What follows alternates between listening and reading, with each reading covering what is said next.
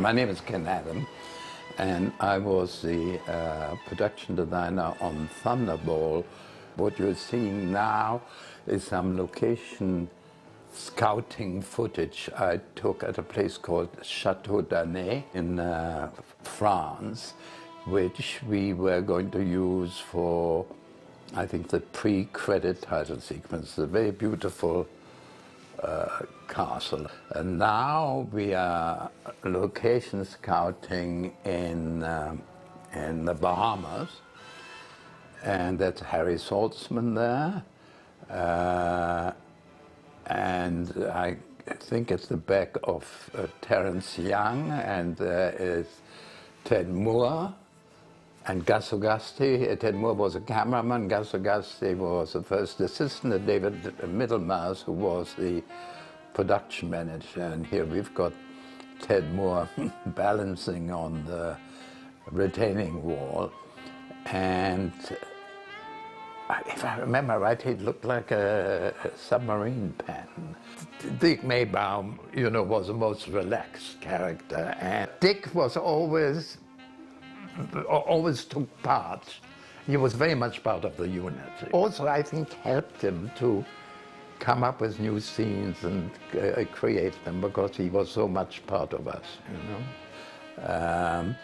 These are shots of actual sharks which we placed into one of the swimming pools of an American couple who had an incredible villa in the Bahamas. And those sharks were caught by the Miami Seaquarium in one night outside, where Sean, myself, and Letizia, and some of the artists were staying. We had to keep the sharks alive in Mr. Sullivan's pool. In fact, the only way we could do it was to have the Ivan Tors underwater experts hold on to the fin of the sharks and swim around with them to keep them alive. But the stench, the smell was awful, and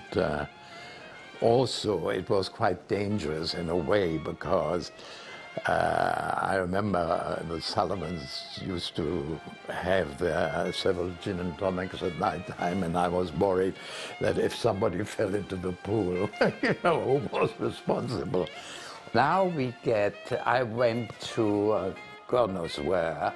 It was on the East Coast to film one of the first American hydrofoils called the Denison, which traveled at about 60 knots on the Atlantic and was powered by aircraft jet engines. And I thought I might use it for the Disco Volante, but it was too experimental, too noisy, and I then decided against it, but I filmed it going out to sea and then was on it myself.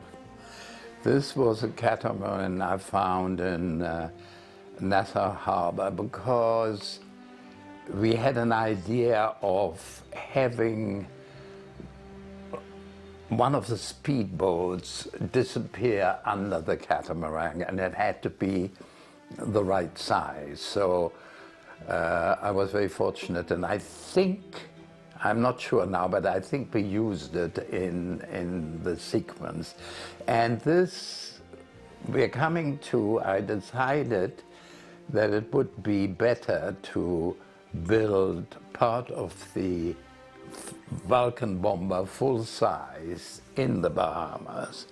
And so we built actually a replica. You see the nose section and undercarriage in fiberglass with my construction team, which I brought over from England at Pinewood,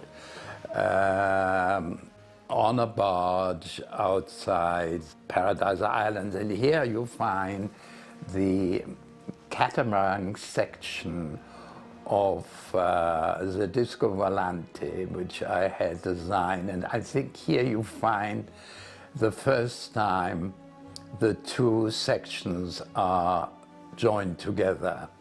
So it was a very exciting moment for me that will it all work? And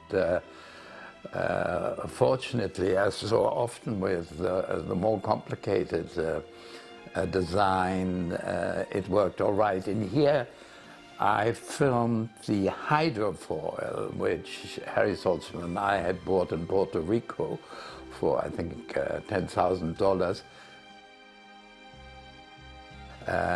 This was the camera unit on a speedboat. I think the design challenges in Nassau were more ships. I mean, the Disco Volante, the underwater, for the first time, I had to use bottles and swim underwater. There's Adolfo Celli, yeah, who was the chief villain. This was in between takes, obviously. Sean loved to clown for me, and yeah, I sneaked those shots of Sean and Claudine Auger, which were shot while the main unit was shooting at Coral Harbor. There's Terence Young discussing with Claudine. There's a camera unit. The location shooting of Thunderball was a lot of fun. And because it's a certain atmosphere that was created, and I must say Terence was great at creating the right sort of atmosphere. He was very friendly with Sean, and Sean was extremely relaxed, and he was at his most relaxed when Terence directed him. I credit Terence with really creating Sean as Bond.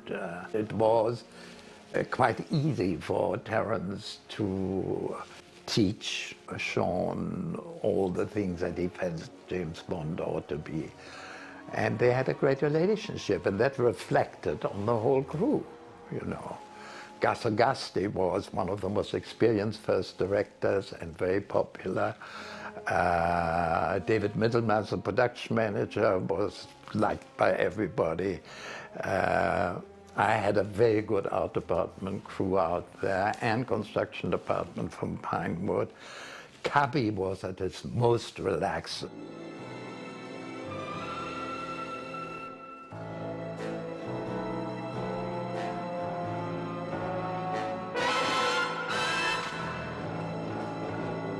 This shown in foreground with Claudine, shot at Love Beach, where in fact we were all living off, we had 4 bungalows nearby.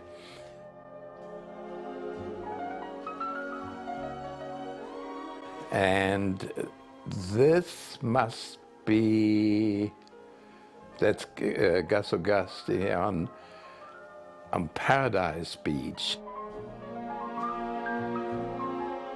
These were 2 pontoons which we had to build to shoot the sequence of the Disco Volante. And in the background here is a wonderful schooner called the Black Pearl, which belonged to an American called Buzzy Warburton, who unfortunately is no longer with us, who was also a member of, or Commodore of the Rhode Island Newport Yacht Club, and he was very keen to get his yacht into frame.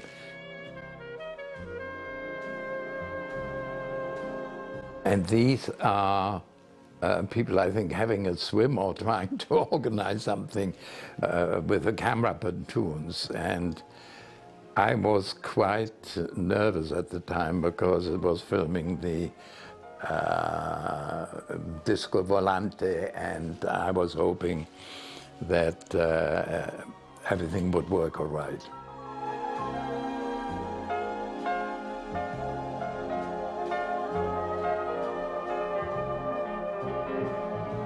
There was Luciana Paoluzzi, that's Dinah Hartford, who's dancing with Sean, and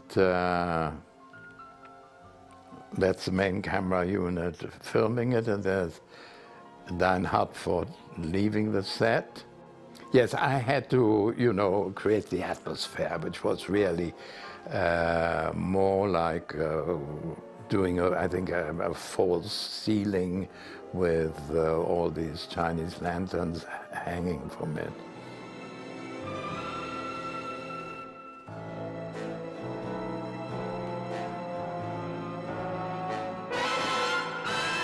And here we are back now on the Disco Volante with the first unit shooting from these pontoons.